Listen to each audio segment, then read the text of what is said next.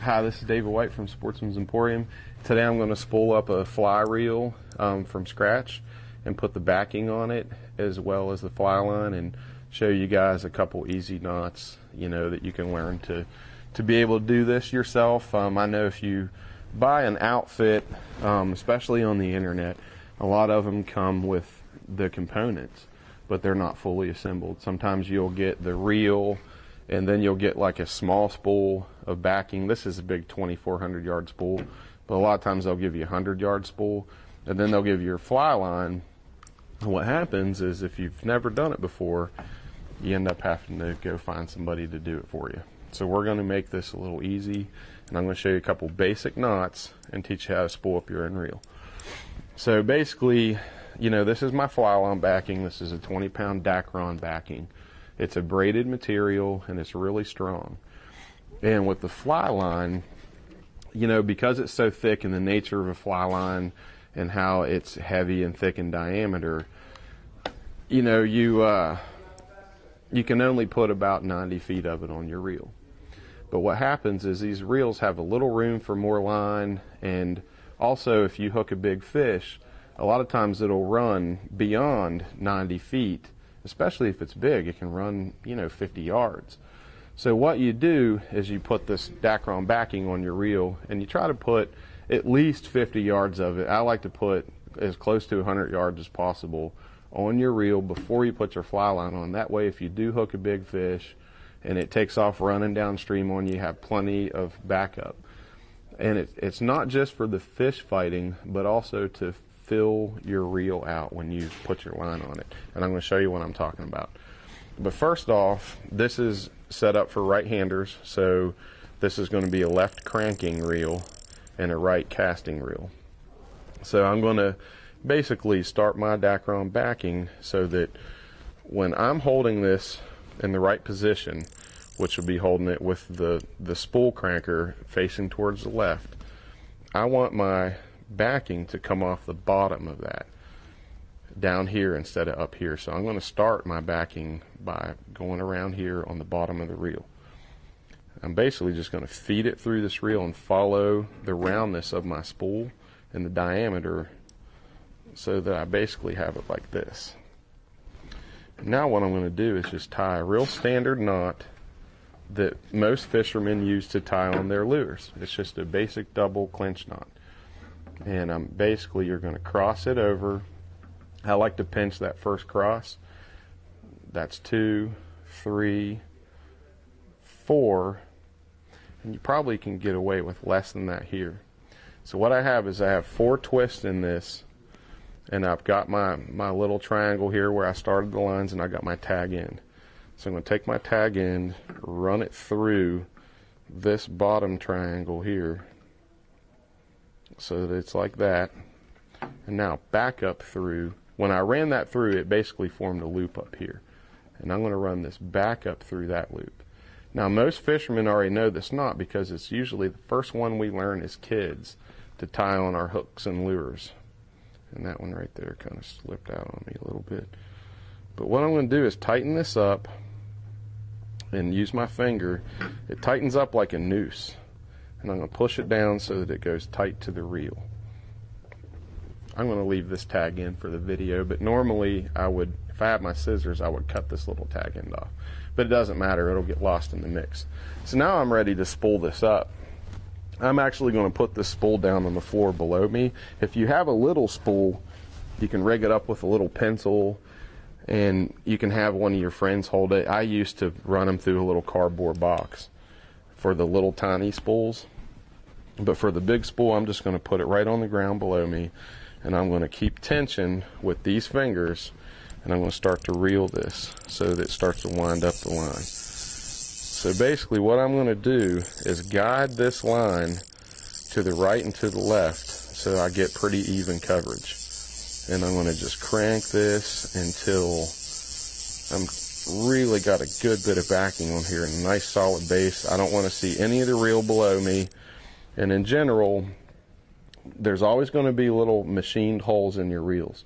I like to fill up about half or all of that first little hole and it's almost on every fly reel you'll find will have that. So I'm going to fill this with backing until it gets about halfway through that hole, and then I'm going to tie the fly line on. So I'm going to spool this up. Okay. And you notice I'm going right to left, and trying to keep this relatively even so that it doesn't pile up in one area and make it bulky in one spot, because that will actually cause tangles.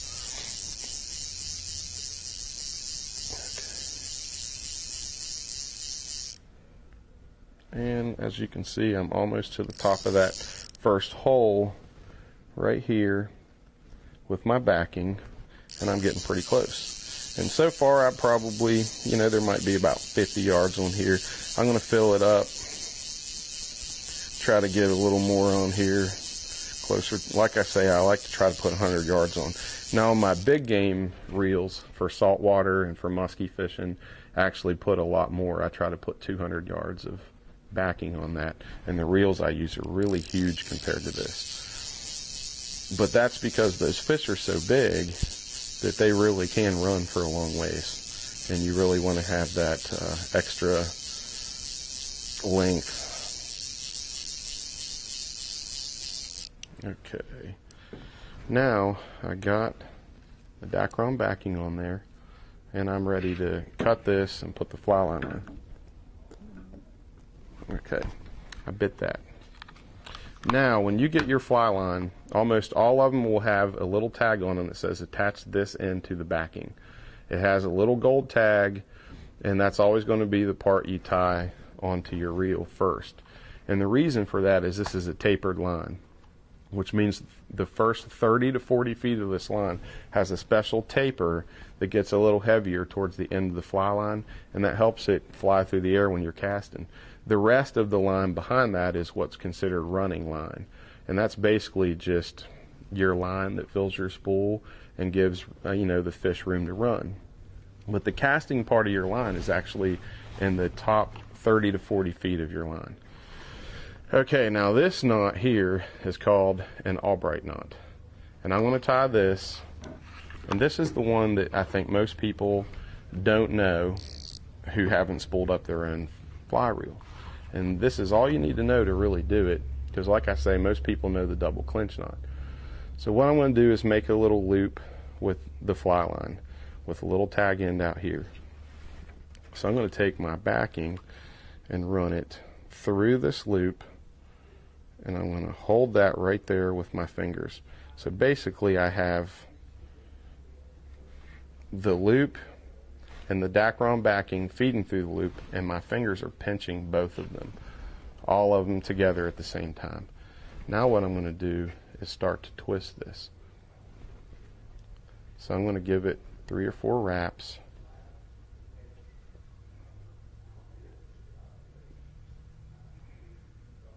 And you can do more wraps, but for a small line, I go 3 or 4 wraps. You can, for a big reel, if you're doing like a 10 weight or something, you might want to even do more.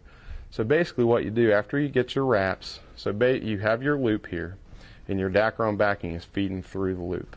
When you wrap this backing down your line, you actually bring it back and feed it back through the loop, the same way the first one came in. That way, when you get that through there, you can pull them all tight. And what you're left with is a really neat Albright knot that's super strong, that won't break. It looks really good too, and if you really want a peace of mind, you can take a flexible rubber cement and just dab that, and that gives it even extra strength. But really, that knot right there is excellent, and it's not going to break. If a fish is big enough to break that knot, your rod will probably break first. So that is an Albright knot. Now, I'm not going to do it right now because I don't have my scissors with me to trim my tag ends, but at that point you just spool up your fly line the same way we did the backing, and that's really all there is to know. That Albright knot is the key to doing your own fly line, and if you can learn that, you never have to pay someone to do it again.